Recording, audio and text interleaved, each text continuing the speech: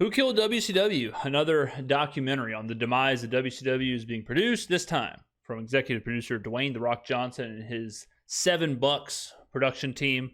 So the reason we're making this, we're going to watch the trailer here. It's a quick trailer, but I also want to talk about the actual demise of WCW. WCW is, I love waxing poetic about WCW because they lived in such a vacuum. They gave us so many incredible storylines. They gave us, I believe, the greatest heel in wrestling history in Hollywood Hulk Hogan. They gave us the greatest storyline in wrestling history and the NWO taking over and Sting chasing them. They gave us Goldberg. They gave us all of that. And then they just poof, vanished, went away. And we hear all the time different reasons for why WCW failed. We hear Eric Bischoff. We hear Vince Russo. We hear the fingerpoke of doom. We hear David Arquette winning the world title. We hear giving away the results to Monday Night Raw. We hear all of that. None of those things are what killed WCW. So I have a sneaky feeling this trailer will show a bunch of the things that people point to that didn't actually kill it. And what killed it is much less sexy. What killed it is much more just business meetings and just kind of the not sexy stuff when it comes to professional wrestling. So let's go ahead and watch the trailer and we will react throughout. Executive producers Dwayne "The Rock" Johnson and Danny Garcia, and the creators of Dark Side of the Ring.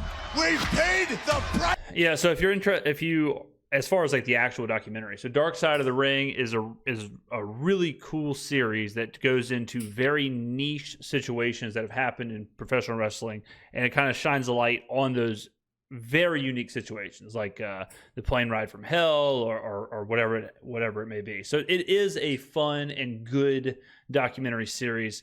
So the Rock's team is partnering with the Dark Side of the Ring team to give you this new doc, Who Killed WCW. To be the best. The legacy of WCW is iconic. When it went out of business, it was the end of that era. WCW. You know what's crazy about WCW? It was only sold for $4 million at the end. It's not really crazy when you think about the fact that like they were losing so much money and all that, but just the idea of like how big they were, how powerful they were, and you could own them for $4 million. On top. A company that rose to become the phoenix of professional wrestling. Then it burned to the ground. Egos, egos, egos. Betrayal. I have my suspicions. Greed. It was like a pool of sharks. Disaster. I was invading their world. So, yeah, I mean, it's funny because none of that stuff is the reason. Like the egos, the greed, the whatever, and they're showing, Bischoff, Russo, Jarrett, they're showing all of them. It just wasn't the case. You're going to hell just for that. Stand by. It made it not advertiser friendly. A 4-part must-see event. Idiots everywhere. It's just mind-boggling. I don't believe in the number of coincidences that surround this entire situation. That's always going to be the million-dollar question. Who killed WCW? You want to hear the real story? You want to hear the bull story? Now, this is, okay, I'm glad Nash is on here because I think Nash and Bischoff, they've talked about it a million times. But Nash and Bischoff have given you the answer. And it's going to be the answer that I'm going to give you. So I'm glad that Nash is on here. And if you want to hear long form, you can go to 83 Weeks, Bischoff's podcast, or click this with Nash, his podcast. And both of them tell you. But this is what happened. Like, let's go back to the beginning. So WCW was a territory, Jim Crockett's territory, and ended up becoming World Championship Wrestling. All right. So when it became World Championship Wrestling, the first thing that happened was Ted Turner bought the company. All right, everyone knows that, right? Nitro and Thunder were on TNT and TBS. What also happened was Eric Bischoff got involved, and Eric Bischoff got a blank check, basically, to go sign whoever he wanted, to go get whoever he wanted, and he went and got the biggest stars in wrestling, namely Hulk Hogan, okay? Before Bischoff and before all of that, WCW was losing money. All right, Jim Herd had ran WCW before Bischoff for, I think, 4 years. Herd was losing millions. Herd was not turning a profit. They were struggling even in the territories in North Carolina and the Carolinas where they should have been dominating. They were struggling. Bischoff gets there, immediately turns it over. They start making a profit. Everything that Bischoff did, getting Hogan, the NWO, the Fingerpoke of Doom, Sting, Everything that you want to lambast, the Vince Russo stuff, whatever, all of that, they made money. All of that. They turned WCW from an organization that was losing tens of millions of dollars a year to a organization that was making hundreds of millions of dollars a year and winning the ratings and beating WWF.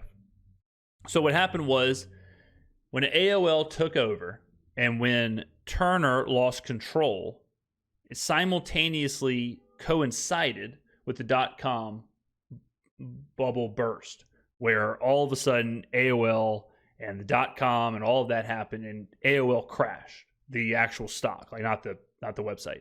The actual stock plummets. The actual stock crashes. They are losing money all over the place. So they pull WCW. They pull all of the power that WCW had. They just remove it.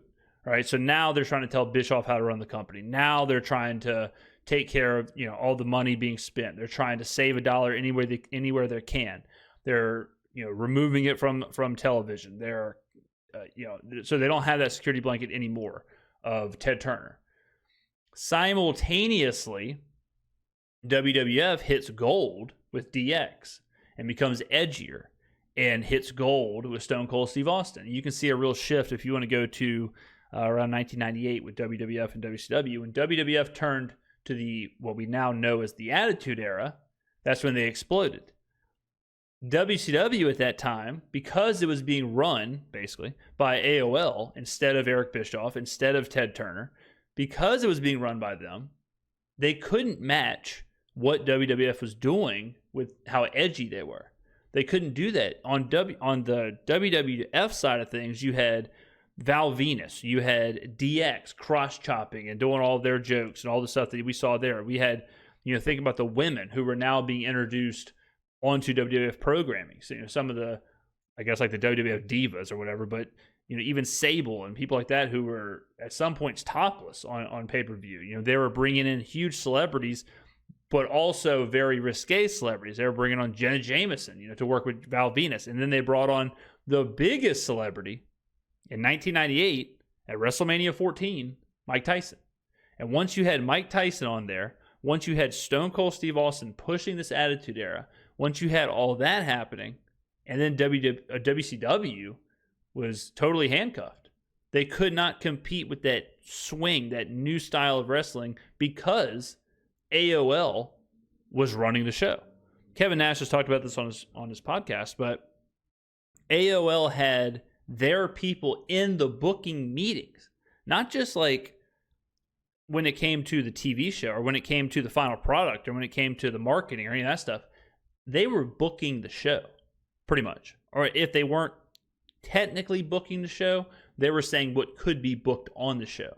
Now think about how horrible that is for WCW to be sitting there. I mean, think about who's in the room. You got Nash, who's probably head booker at this time. You got Russo or Bischoff, or back in the early WCW, you'd be like Kevin Sullivan. You have whoever in there, and they're coming up with these ideas. They're watching WWF. They're watching Vince. They're watching Stone Cold. They're watching DX. They're watching all this happening, and they're thinking, how the hell can we compete with this? We got to come up with some edgy storylines. We got to do this. And standards and practices with WCW is sitting there in the bookers meeting saying, I don't think so. Because we're trying to sell ads. We're trying to sell commercials. We're trying to do this. We're worried about our bottom dollar. We're not wrestling fans. We could care less about the storylines. We could care less about what Stone Cold Steve Austin's doing over there. We could care less about what Mike Tyson's doing over there and Val Venus is doing over there and all that. We could care less about that. What we care about is the image that we're producing. Once that happened, it was over. Once that happened, the momentum took off. That's when they lost the rating war. That's when Stone Cold at WrestleMania 14 really pushed WWF over the edge, and that was it. Not to mention, WCW was so top-heavy with talent, so top-heavy with the money and the Favorite Nations contracts that Hall and Nash created. So a Favorite Nations contract, just in case you don't know, when Hall and Nash came over to WCW, they had a clause in their contract where anyone else who they brought in, like Bret Hart, for example, anyone else they brought in, however much they paid them, Nash and Hall had to get paid the same. So if they brought in Bret Hart for $5 million, that meant Scott Hall and Kevin Nash were, now, congratulations, you're making $5 million. So all the contracts that were structured in order to bring over guys like Hogan, Nash, Hall, Macho Man, Bret Hart, all Lex Luger, in the early days, like all these guys that propped up WCW, with AOL bleeding and AOL trying to save a buck, all of that was gone. So then you had this huge, all these top guys getting out of the company. All these top guys kind of phasing away, and WCW kind of transitioned to, the Scott Steiners of the world and the Booker T's of the world and DDP, and that was kind of pushing the show. Very different product. If you go and look at the NWO version of the early WCW, and it was when it was winning the war, and then you look at what it was at the end, very, very different. It was like the legs were just cut out from underneath it by AOL for obvious reasons that we covered here. So that's really what killed it. That is what killed it. And it's not, to say the finger poke of doom killed it, that sounds cool. To say Vince Russo killed it, that's fun. To say Eric Bischoff killed it, that's fun too. To say Hulk Hogan's ego killed it, yeah, that's cool. People want to say, oh, Hogan didn't want to put over Billy Kidman, the new blood. That's what killed it. That's not what killed it.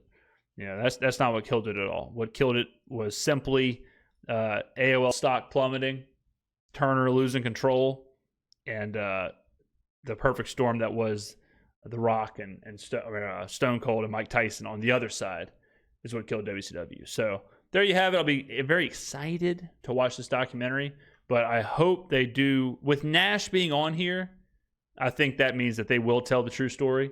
They may go through some of the fun stuff first, and then Nash will probably drop the bombs at the end, but we'll see. So it premieres June 4th on Vice TV. I'm not sure where the hell you go to watch that, but it is what it is. But let me know in the comments below what you think. Will you be watching? What do you think killed WCW? Thank you very much for watching. I will see you in the next video.